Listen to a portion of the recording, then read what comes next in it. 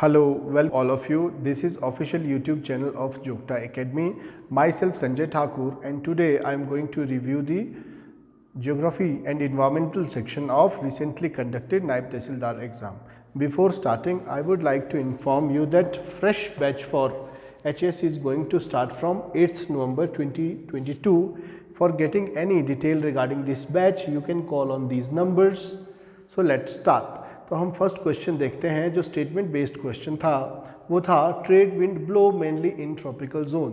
This statement is true because yes this trade wind actually blow in tropical zone. हम देखते हैं ये earth है and this is equatorial low pressure belt and this is subtropical high pressure belt and this is subpolar low pressure belt, and here it is polar high pressure belt. We know that winds blow from high pressure to low pressure. So from subtropical high pressure belt to equatorial low pressure belt की तरफ जो winds blow करती है उनको बोलते हैं trade winds. So we know that the tropical region is the region between both the tropics. So this first statement is true, and again second statement says polar winds are very cold and dry. Yes, polar winds which blow from polar high pressure belt to subpolar low pressure belt. Polar high pressure belt to subpolar low pressure belt, these are polar easterlies. Yes, these winds are cold because these winds blow from colder region to warmer region, and these winds are also dry because जो ठंडी हवाएं होती है उनकी moisture retaining जो capacity है वो zero होती है। So this statement is also true. So the right answer should be A, but जो कमीशन की आंसर की है उसके अकॉर्डिंग ये आंसर बी है। सो होपफुली ये क्वेश्चन जो है रिव्यू हो सकता है। सो नेक्स्ट क्वेश्चन पर चलते हैं। Next question is The western disturbance causes winter rain in northwestern India. This statement is also true because winters में जो हमारे इंडिया में नॉर्थ वेस्टर्न रीजन में रेनफॉल या फिर स्नोफॉल होता है that is actually caused by western disturbance. Western disturbance क्या होता है? It is actually the cyclone जिसको इंडिया के अंदर कौन ले आता है? जो सब ट्रॉपिकल वेस्टर्ली जेट स्ट्रीम है। विंटर सीजन में सन की जो ओवरहेड पोजीशन है वो विंटर की सन की ओवरहेड पोजीशन है वो ट्रॉपिक ऑफ कैप्रिकॉर्न पर सदर्न हेमिस्फेयर में होती है। सो जितनी भी प्रेशर बेल्ट्स है वो सब साउथवर्ड शिफ्ट हो जाती है। उसकी वजह से जो हमारी सब ट्रॉपिकल वेस्टर्ली जेट स्ट्रीम है उसकी पोजीशन भी हिमालय पर्वत के सदर्न रीजन में होती है। So this disturbance from Mediterranean sea is pushed by subtropical westerly jet stream toward Indian mainland, and again water bodies को क्रॉस करके ये डिस्टर्बेंस आता है। सो इसमें बहुत ज़्यादा मॉइस्चर कंटेंट होता है। जब ये डिस्टर्बेंस यहाँ हिमालयन माउंटेन रेंज को हिट करता है तो ड्यू टू एडियाबैटिक कूलिंग की वजह से because these relief feature actually block these western disturbance जो ये साइक्लोन है जिसकी वजह से ये साइक्लोन ऊपर राइज करता है और ऊपर एडियाबैटिक कूलिंग की वजह से हैवी रेनफॉल स्नोफॉल इस रीजन में करता है। So this first statement is very true. Western disturbance cause winter rain in north western India. So this statement is true. And again second statement हम देखते हैं south west monsoon start retreating from north west during winter season में again जब सन की overhead जो positioning है वो southern hemisphere में है। सो सदर्न हेमिस्फेयर में लो प्रेशर जो है फॉर्म हो जाता है, and again in northern hemisphere में अलोंग दीज तिबेटन प्लेटू यहाँ क्या बन जाता है? हाई प्रेशर के वोर्टेक्सिस हाई प्रेशर बन जाता है जहाँ से ये जो विंड्स है लो प्रेशर की तरफ ब्लो करती है। Actually these winds blow from northeasterly direction to southwesterly direction. So this second statement is wrong. Hence the right answer should be C. तो next question में चलते हैं। Next question is Again, the correct sequence of these state in ascending order in term of mangrove vegetation. हम देखते हैं कि बहुत सारे जो क्वेश्चन है ascending, descending और ये जो organized order है eastern western positioning of some national park river, इसके बेस पर बहुत सारे क्वेश्चन पूछे जाते हैं. सो उसी तरह का एक क्वेश्चन है मैंग्रोव फॉरेस्ट की जो कंसंट्रेशन है उसके बेस पर कि लीस्ट कंसंट्रेशन कहाँ है एंड मोस्ट कंसंट्रेशन कहाँ है. सो हम देखते हैं कि जो मैंग्रोव फॉरेस्ट है they are actually located along the coastal region, क्योंकि इनकी जो सॉल्ट टॉलरेंस जो कैपेसिटी होती है वो बहुत ज़्यादा होती है.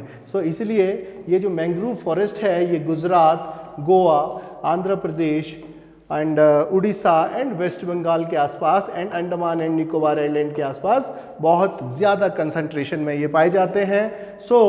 तो जो लीस्ट कंसंट्रेशन हम देखते हैं वो गोवा में पाई जाती है एंड अगेन उसके बाद सेकंड नंबर पर Orissa, Andhra Pradesh and last one is maximum concentration of mangrove forest is in West Bengal in Sundarban delta जिसको हम बोलते हैं. सो द राइट आंसर जो इसके ऑप्शंस है वो करेक्ट नहीं है, क्योंकि जो लेटेस्ट फॉरेस्ट सर्वे की जो रिपोर्ट है उसके अकॉर्डिंग आप देखें द लीस्ट जो कंसंट्रेशन ऑफ मैंग्रोव है that is in Goa, Orissa, Andhra Pradesh and waste Bengal. तो ये आंसर भी, ये जो क्वेश्चन है ये स्क्रैप होने के चांसेस है. नेक्स्ट क्वेश्चन देखते हैं.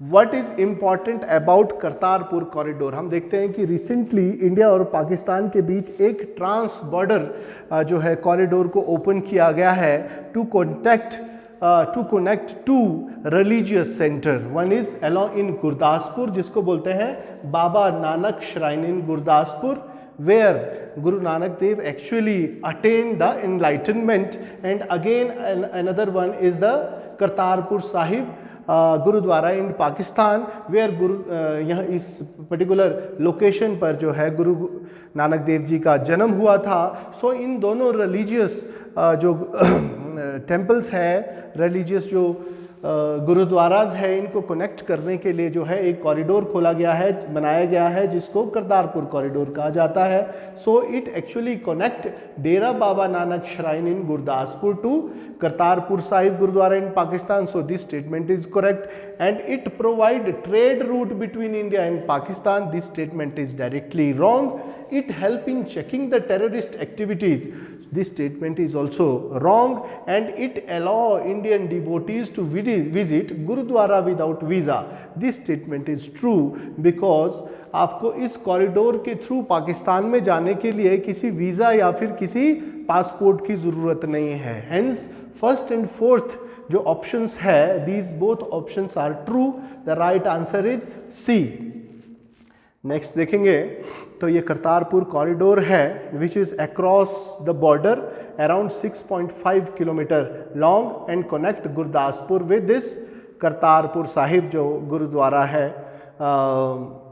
पाकिस्तान में. नेक्स्ट देखेंगे. Next question is among the following which city are capitals of South Africa. South Africa की कैपिटल्स के बारे में पूछा गया है. And again this Bloemfontein is actually the judicial capital of South Africa and Cape Town is the legislative capital of South Africa. And third capital of South Africa is Pretoria.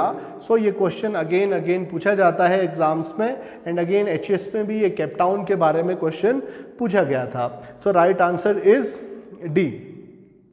तो these are the two cities, one is Bloemfontein and Cape Town. Next चलेंगे. Next question देखेंगे. Which of the following statement are true. Statement I है कि star appear to move from east to west. This particular statement is true because we know that the earth move actually from western direction to west to eastern direction. So the star appears moving from east to west.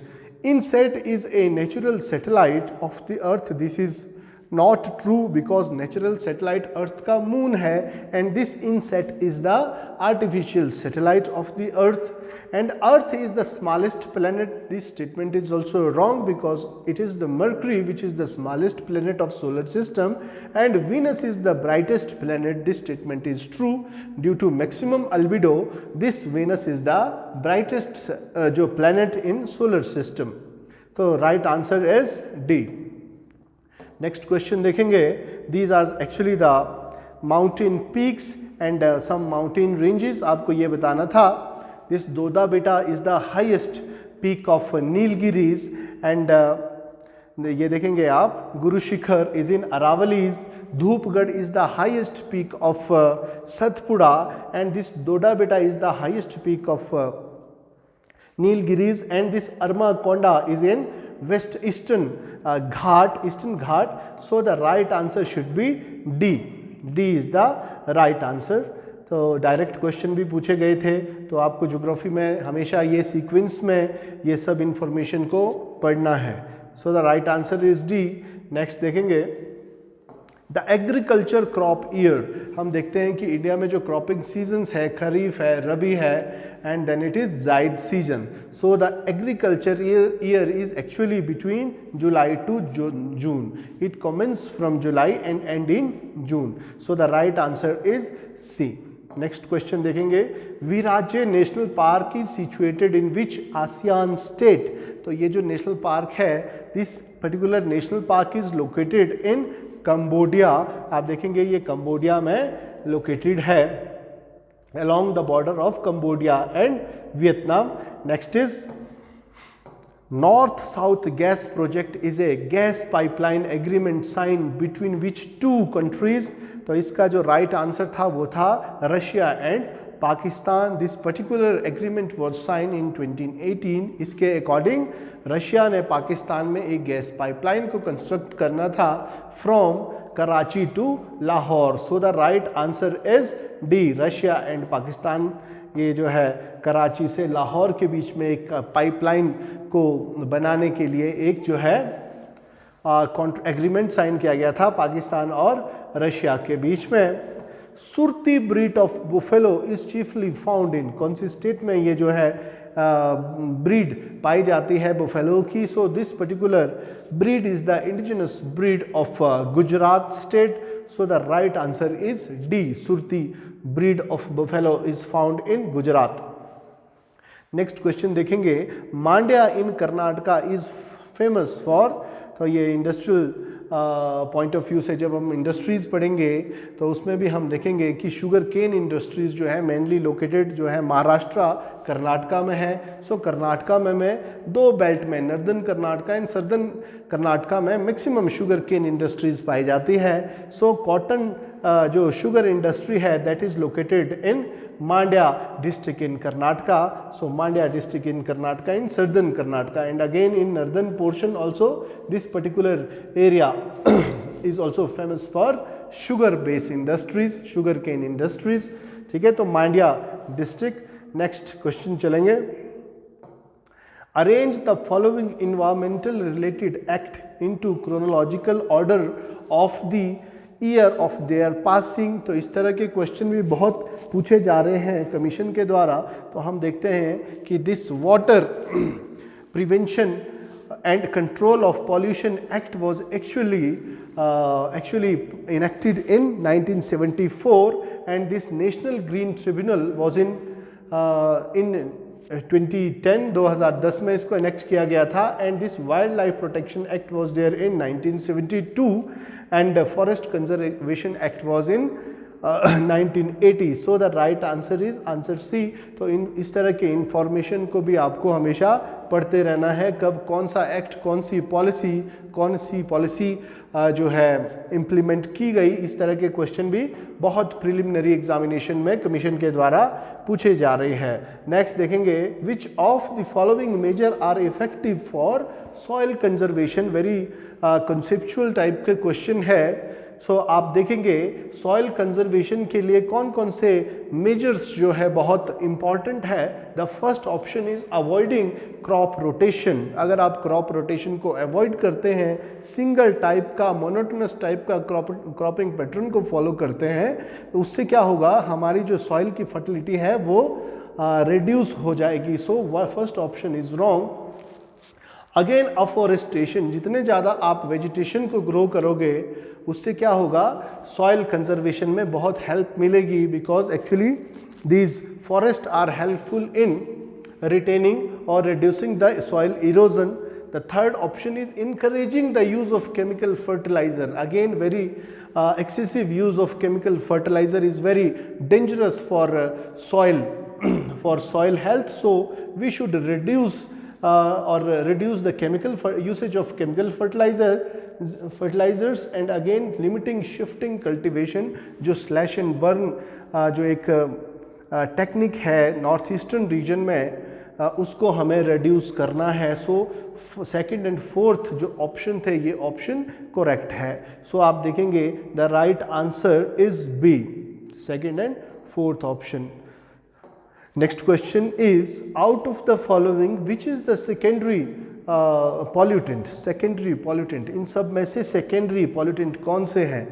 तो आप देखेंगे this carbon dioxide, carbon monoxide and fly ash, these are actually primary pollutant, and again these primary pollutant get mixed with fog, so the smoke formation take place.